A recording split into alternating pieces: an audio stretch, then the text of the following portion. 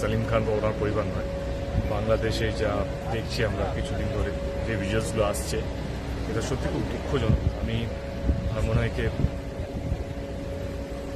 বিশেষ খুব একটা আমি বলতে পারবো না, কারণ এটা পুরোপুরি একটা দেশের ব্যাপার। আমার মনে হয় না আমার বিশেষ কিছু বলা উচিত।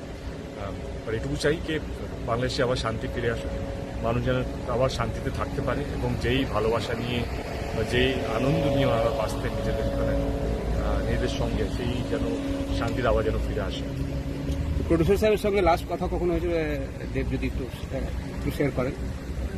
ওরকম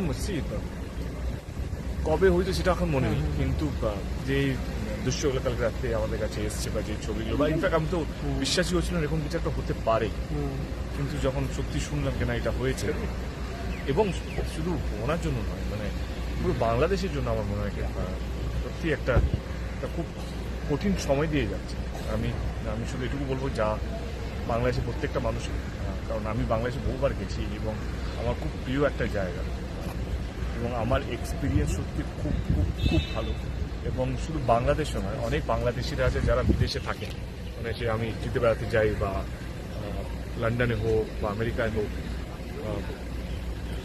ওনাদের মতন ভদ্র শান্তিপ্রিয় মানুষ খুব কম দেখেছি। আমি এটুকু অনুরোধ করবো আপনাদের মাধ্যমে, যারা যারা শুনছেন, বাংলাদেশে যারা যারা এখন শুনছেন আমাকে, আমি উপরওয়ালার কাছে প্রার্থনা করবো যেন বাংলাদেশের শান্তি যেন আবার ফিরে আসুক, মানুষ যেন আবার ওই ভালোবাসার মধ্যে যেন পেতে থাকে। আচ্ছা, বলছি ভারত বাংলাদেশ যৌথভাবে